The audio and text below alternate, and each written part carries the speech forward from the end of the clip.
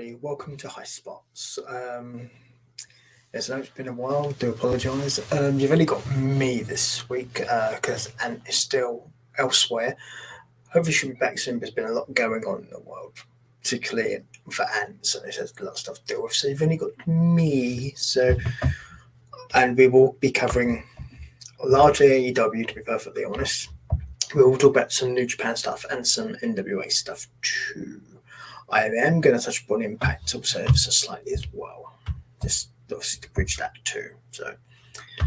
But before we get to all of that, I have to tell you about just channel stuff. So we have a Patreon, guys. You want to help support us, keep stuff running? You can go here.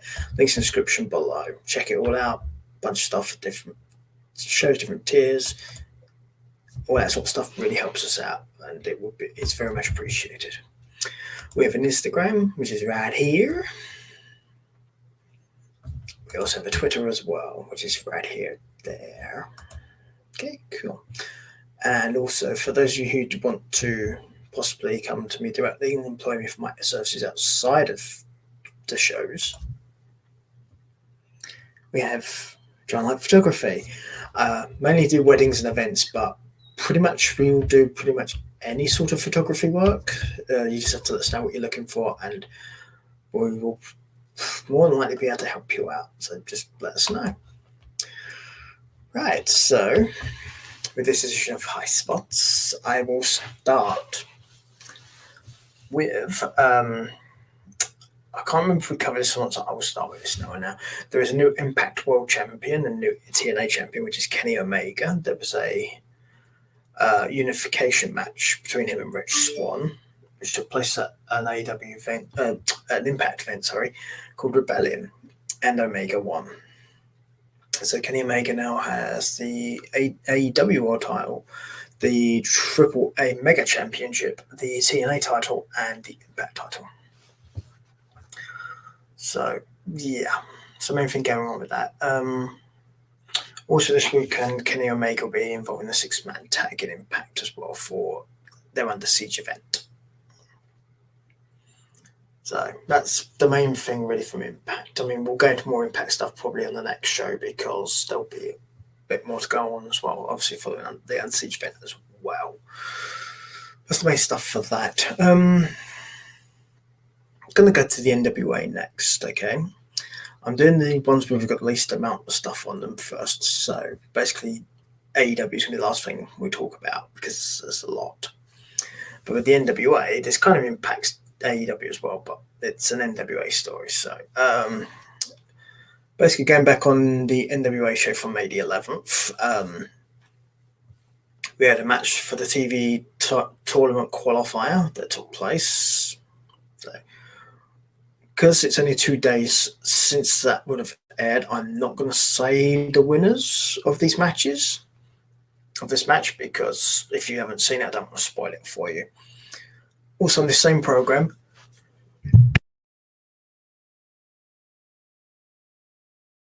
Anywhere match. Again, now I'm going to spoil anything from this program results-wise because it's quite recent and it's probably going to spoil it for people, so I'm not going to do it.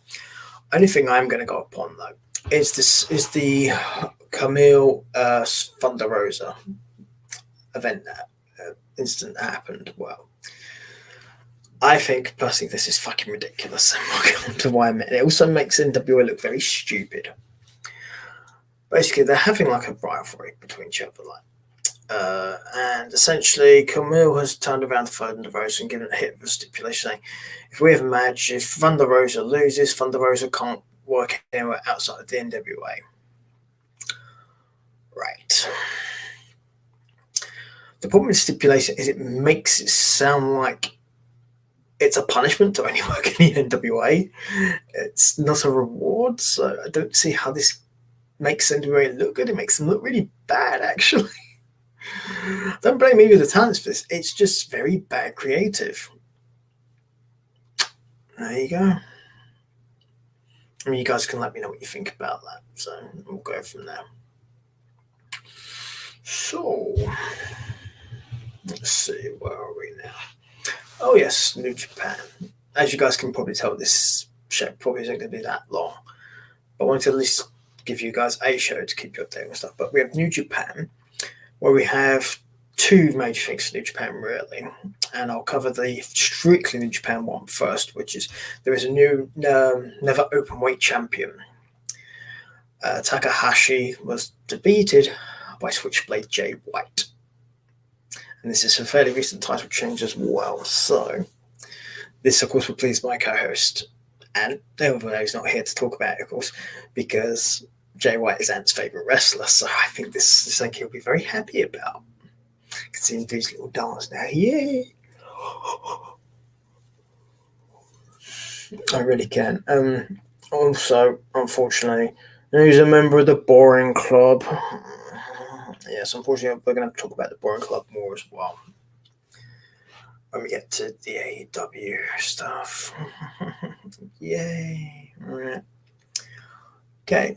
The other thing that happened, just New Japan related, but this actually happened on AEW Dynamite this past Wednesday. So the 12th? Yeah, the 12th of May. Just double checking the date there, just to make sure, because it's weird lately because of dates and stuff. So on the 12th, we had a title defense of the IWGP United States title. Yuji Nagata, who a lot of you will probably remember from the late 90s, being on WCW television.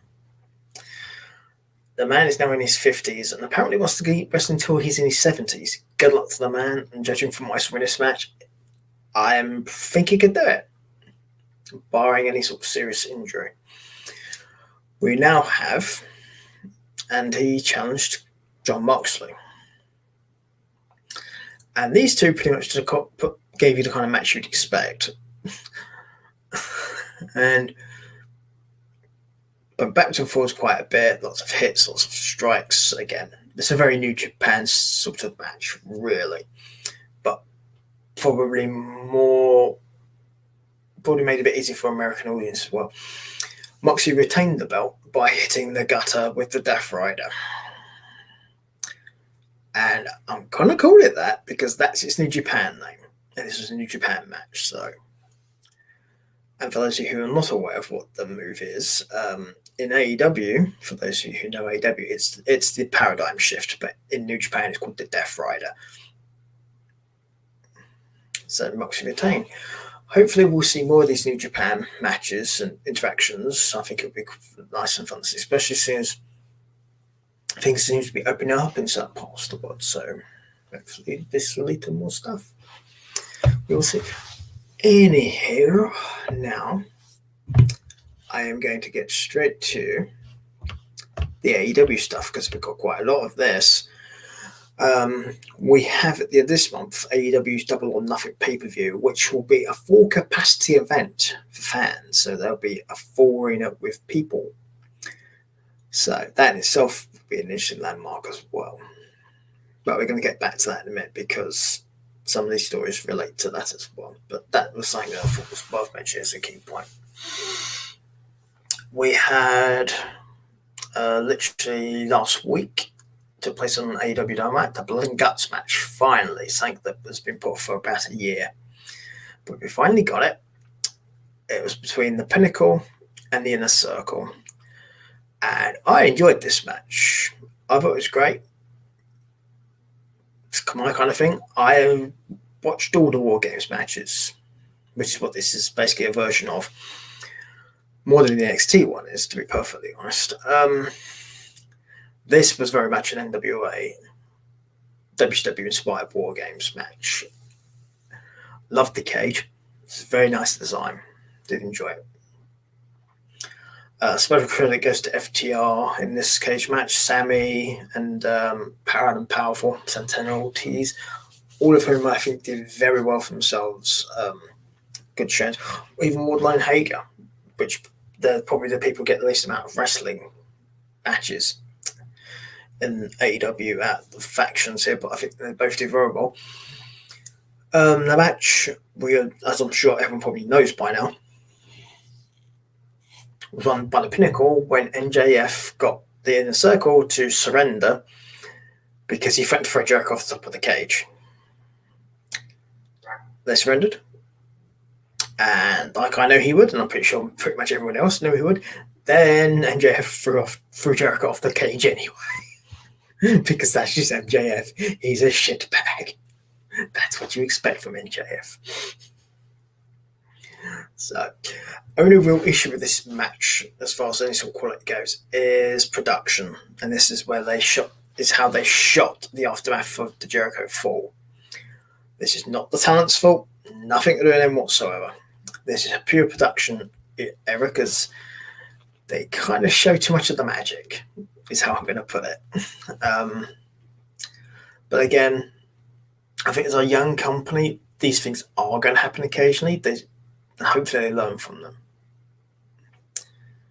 That would be my hope anyway, because it would be nice. But these sort of issues can happen. But I'd like to state very clearly that yes, there was a crash pad where Jericho landed, as there should have been. I don't want him to die.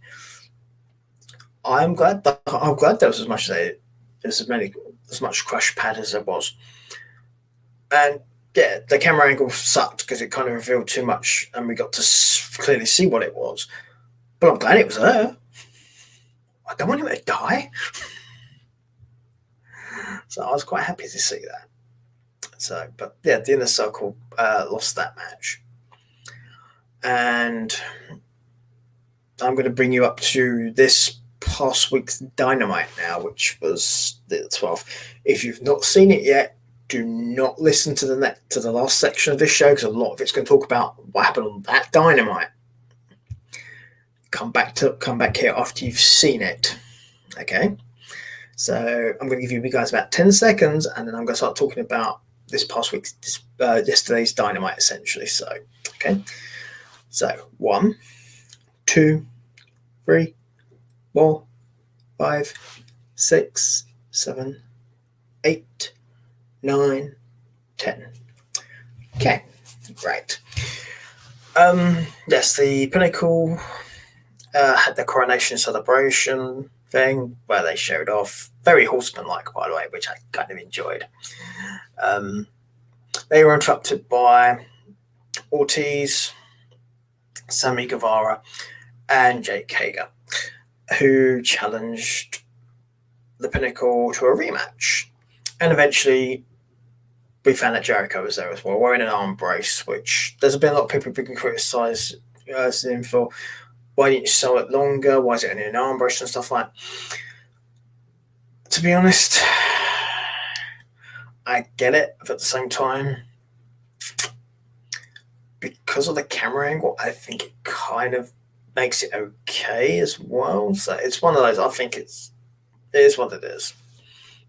You either like it or you don't.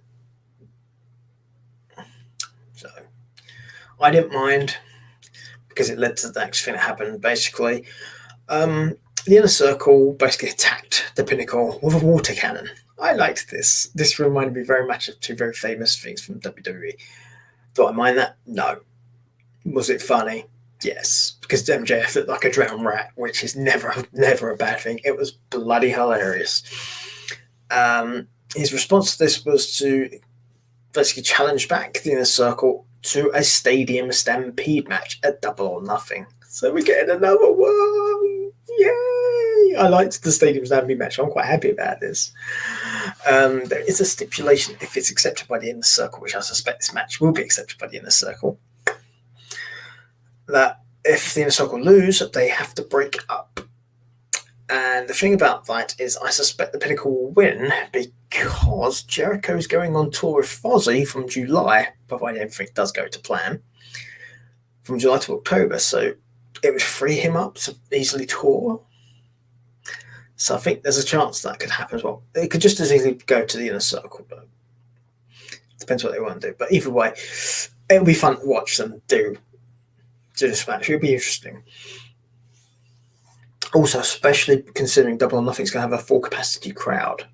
So I'll be curious to see what they do with this, whether they have it on the day or it's pre-recorded, or even part and part.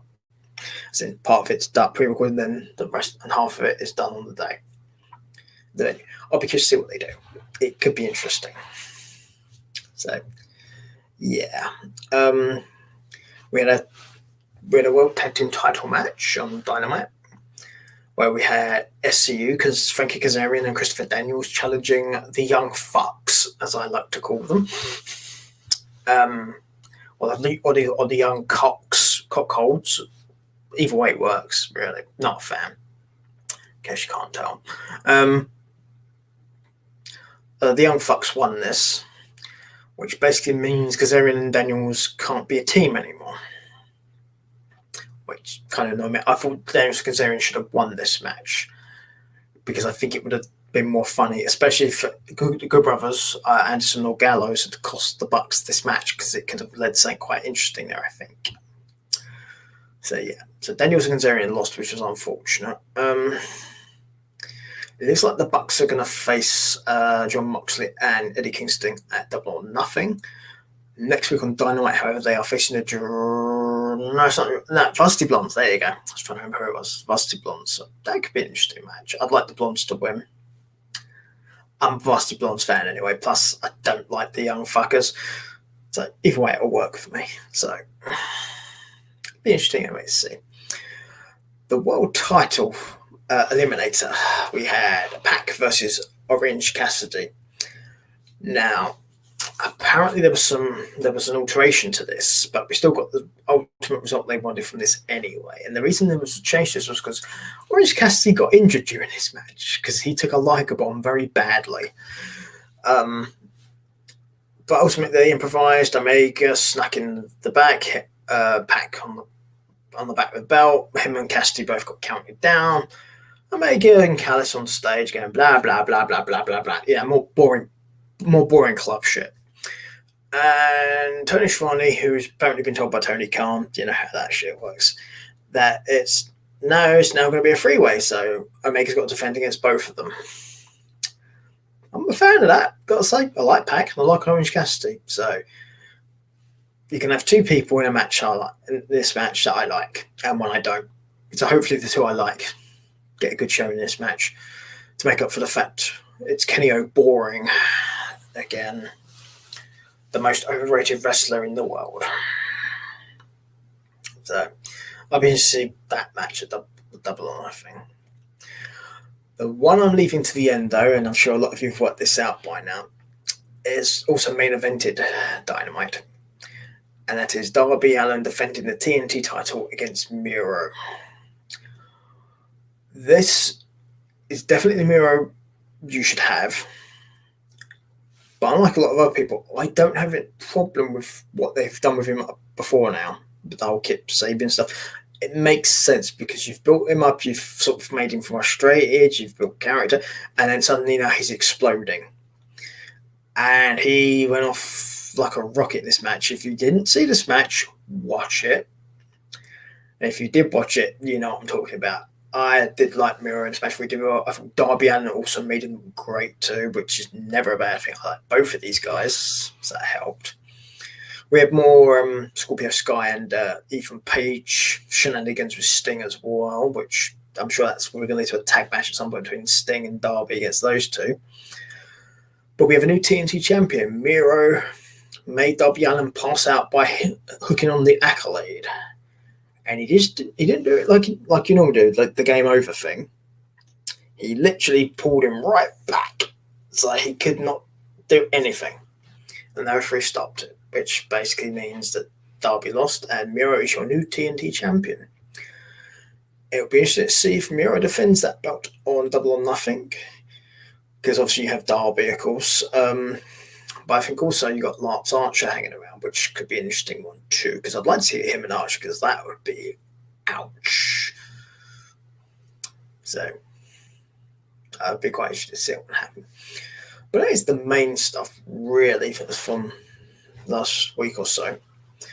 Let's see, is there anything else? I mean, mainly a lot of this stuff was Double or Nothing stuff. So there's Casino Battle Royal that's going to take place at Double or Nothing. A bunch of matches were announced as well. Hangman Page will face Brian Cage. Big fan of that. Want to see that. Like both of those guys. I think most of the other stuff was announced. I mean, I will cover double or nothing for the predictions close to the time, in all honesty, and we'll do it then. But that's the main stuff really for the show. So yeah, that's pretty much it, guys. I very much enjoyed the AW stuff. I think the New Japan's going an interesting way. I think the NWA TV title qualifier tournament is a good thing. I think it'll end up being quite interesting as well. Plus, you've got Elijah Burke, who they're ultimately going to end up having a match with. So that's never a bad thing. Like Elijah Burke, very underrated guy, or D'Angelo Nero, if you will, for those of you who remember him in TNA. The Thunder Rosa thing, stop that. That stipulation is dumb. Don't do it. It makes NWA look really, really bad. But yeah, if any of you got any response marks or comments, just let me know and we'll get back to you. You can always leave them in the comments below or social media. If you're a patron, just message on there as well. And with that, people, I will leave you to it. Have a good evening. Enjoy. And we will see you soon. So, and as this is the right program, 444 life, not for the boring club. This is Wolfpack. Simple as that. See you all soon, people. Bye bye.